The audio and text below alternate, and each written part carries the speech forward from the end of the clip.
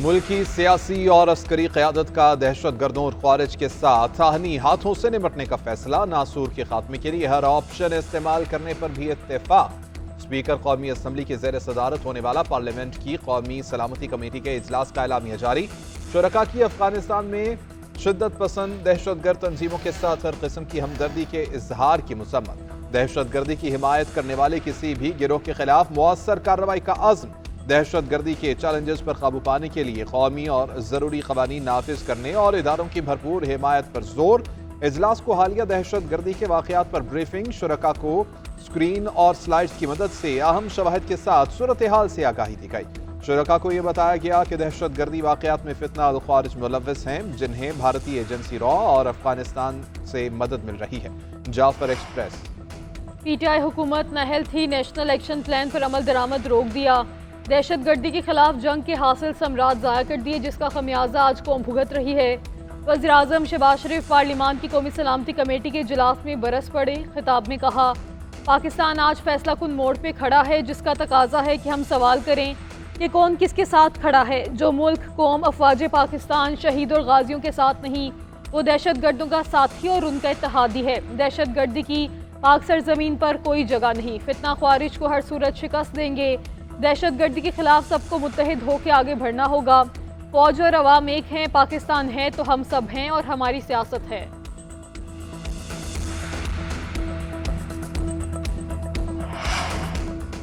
मुल्क की सलामती से बड़ा कोई एजेंडा नहीं, कोई तहरीक नहीं, कोई शख्सियत नहीं। मुल्क है तो हम हैं। मुल्क की सलामती से बढ़कर कोई चीज नहीं। Army chief general Asim Munir का दो टोक पैगाम। कौमी सलामती की पार्लिमानी कमेटी से खिताब में कहा कि पाकिस्तान के तहफ़्फ़ुज़ के लिए यकज़बान होकर एक बयानिया अपनाना होगा।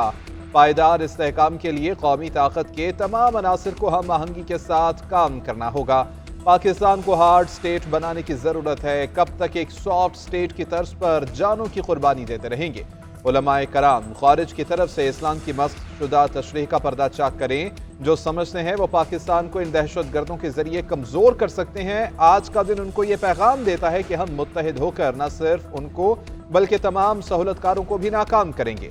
अल्लाह ताला पर हमें पूरा भरोसा है, जो कुछ भी होगा इंशाअल्लाह हम कामयाब होंगे।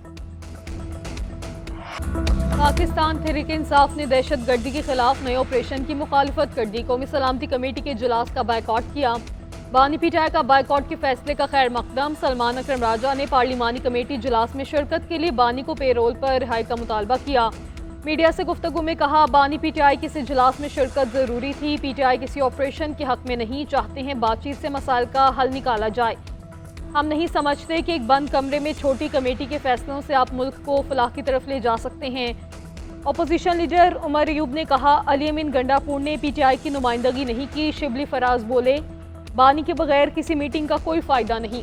महमूद अजगज़ई ने कहा, कौमी सलामती का इजलास गैर आईनी वज़ीर आज़म ने बुलाया था, इसलिए हम नहीं गए। साहबजादा हामिद रज़ा का कहना था, इस वक्त मुल्क की खुद मुख्तारी का मसला है, पार्लियामेंट का मुश्तरका इजलास बुलाया जाए।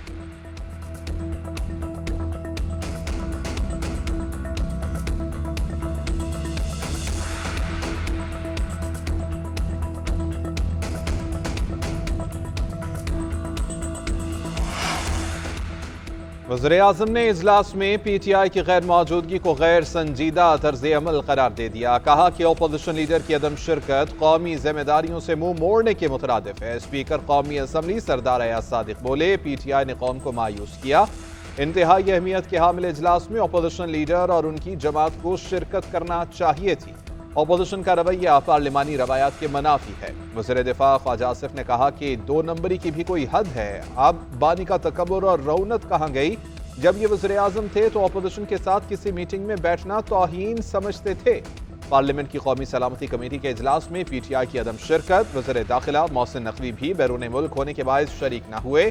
अख्तर मेंगल और महमूद अचकज़ई भी इजलास में न आए।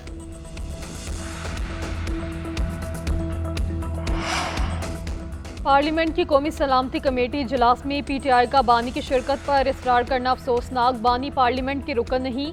उन्होंने बतौर वज़ीर आज़म भी कभी किसी पार्लिमानी सिक्योरिटी इजलास में शिरकत नहीं की। Chairman peoples party Bilawal Bhutto का ट्वीट। पार्लिमानी पार्टी के इन कैमरा इजलास से खिताब में कहा, अफगानिस्तान दहशत गर्दों की अमाजगाह बन चुका। मामला सफारती सतह पर उठाना होगा। दुनिया को अफगान हुकूमत के किरदार से आगाह करना होगा। दहशत गर्दों की माली मावनत करने वालों का भी पता लगाना होगा। जो आग पाकिस्तान में लगी है, इर्द गिर्द रहने वाले ये ना समझें कि उन तक नहीं पहुंचेगी।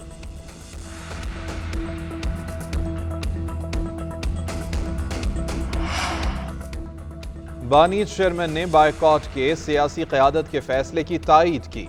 चेयरमैन पीटीआई बैरिस्टर गौहर की अडियाला जेल के बाहर मीडिया से गुफ्तगू, कहा कि कौमी सलामती कमेटी के इजलास में न जाने का फैसला पार्टी का था।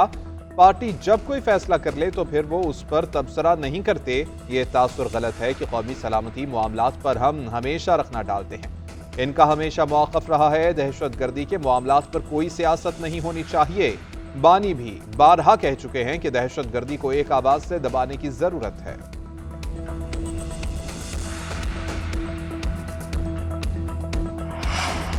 तहरीक इंसाफ की इजलास में अदम शिरकत पर मौलाना फजलुर रहमान मायूस, कहते हैं पीटीआई को कौमी सलामती कमेटी के इजलास में ना देखकर मायूसी हुई। मुझसे मशवरा करते तो उन्हें शिरकत का कहता। सियासत अपनी जगह, पहले मुल्क अजीज है, मुल्क है तो सब कुछ है। सरबराह JUIFA ने रियासत की पॉलिसियों में तसलसल को नागुज़ीर करार दे दिया। कहा रियासत को किसी जंग का हिस्सा नहीं बनना चाहिए। अफगानिस्तान के खिलाफ जंग में हिस्सा बनने का नुकसान पाकिस्तान को भुगतना पड़ा।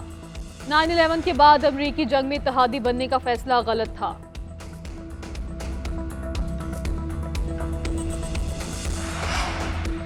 हमें आपस की बदएतमादी को खत्म करना होगा। फौज ने खैबर पख्तूनख्वा में अमन के लिए बहुत काम किया है। दहशत गर्दी के खिलाफ उनकी कुर्बानियों को खिराजे तहसीन पेश करते हैं। वज़ीर आला खैबर पख्तूनख्वा अली अमीन गन्नापुर का सियासी जमातों के दरमियान हम आहंगी पर जोर। पार्लियामान की कौमी सलामती कमेटी के इजलास में कहा कि सूबे में सिक्योरिटी मसाइल मौजूद हैं। जम होने वाले कबायली अजला को मुकम्मल वसाइल फराहम नहीं किए गए। हम बारहा विफाक से ये मामला उठा रहे हैं।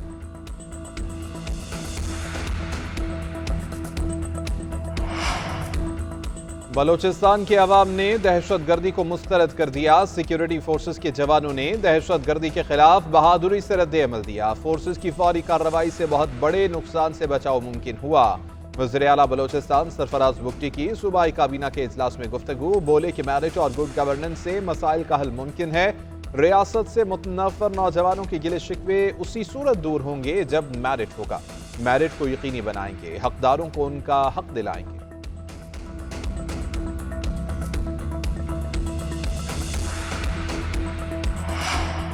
वज़ीर आज़म का दोस्त और बरादर मुल्क सऊदी अरब का दौरा शेड्यूल। शहबाज शरीफ आज से 22 मार्च तक सऊदी अरब का सरकारी दौरा करेंगे। वलीअहद शहजादा मोहम्मद बिन सलमान के साथ मुलाकात होगी। तर्जुमान दफ्तर खारजा के मुताबिक बाहमी तजारत के फ़रोग, अहम शोबों में शराकत दारी और मुआशी ताउन पर बातचीत की जाएगी। बाहमी दिलचस्पी के अमूर, आलमी और इलाकाई तरक्की, गजा की सूरत हाल और मशरिक़ वस्ता के हालात पर तबादला ख्याल किया जाएगा। वफ़द में नायब वज़ीर आज़म इसहाक डार के साथ कलीदी विफाकी वज़रा और सीनियर अहलकार शामिल होंगे।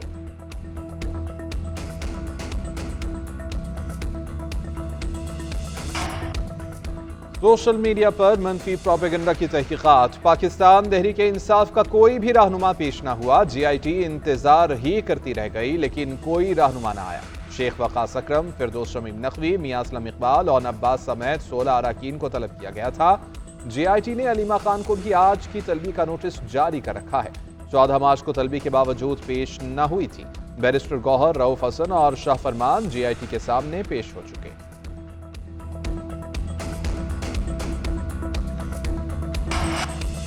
कौमी सलामती के इजलास में PTI का शरीक न होना अफसोसनाक है। खुद को सबसे बड़ी जमात कहलवाने वाली PTI ने गैर जिम्मेदारी दिखाई। ये इजलास में शरीक होकर अपने सवाल पूछ सकते थे, मगर अडियाला में बैठा शख्स नहीं चाहेगा तो पूरी जमात अहम मोड़ पे कौम के साथ नहीं होगी। वज़ीर इत्तलात सिंध शर्जील इनाम मेमन की तहरीक इंसाफ पर तनकीद, बोले मुल्क की सलामती के मामले पर तमाम सियासी जमातों को इकट्ठा होना चाहिए था।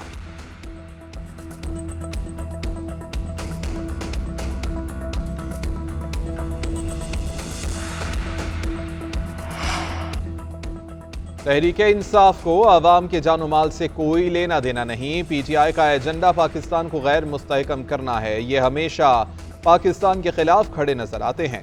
PTI के इजलास में शरीक न होने पर भारत और BLA खुश होंगे। वज़ीर इत्तलात पंजाब अस्मा बुखारी का कहना है कि बहुत हो चुका, अब अपने अंदर मौजूद गद्दारों का कोई हल निकालना चाहिए।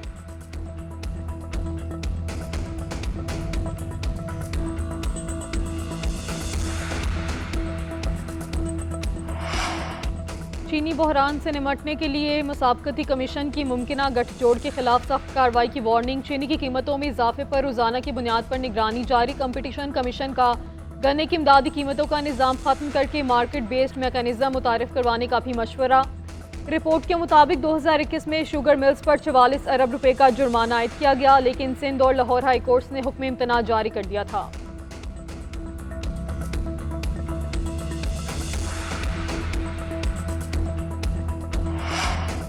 वज़ीर-ए-आला पंजाब के आगोश प्रोग्राम का आगाज। 2 साल से कम उम्र बच्चों की माओं और हामला खवातीन को 23,000 रुपये मिलेंगे। मरकज़ी सेहत में रजिस्ट्रेशन पर 2,000, हर विजिट पर 1,500 रुपये मिलेंगे। बच्चे की पैदाइश पर 4,000, पहले तिब्बी मुआयने पर 2,000 और हर दौरे पर 2,000 मिलेंगे। पैदाइशी सर्टिफिकेट के इंदराज पर 5,000, हिफाजती टीके लगाने पर 4,000 दिए जाएंगे। मरियम नवाज का कहना है कि सरकारी वसाइल पर पसमानदा और दूर दराज इलाकों के अवाम का पूरा हक है। पसमानदा इलाकों में तिब्बी सहूलियात के साथ खवातीन की माली मुआवनत भी कर रहे हैं।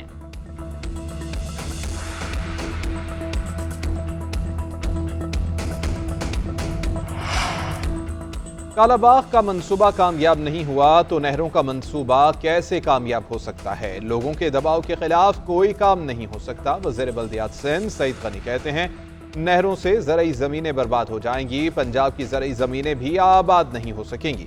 सिंध की मर्जी के खिलाफ फैसला नहीं होना चाहिए। आजिज़ धामरा बोले कि पानी के मामले पर कई सियासी जमातें चोर दरवाजे से इख्तिदार का रास्ता देख रही हैं। नारों और जलसों से केनाल नहीं रुकेगी। वफाकी हुकूमत को हमारी बात तस्लीम करना पड़ेगी।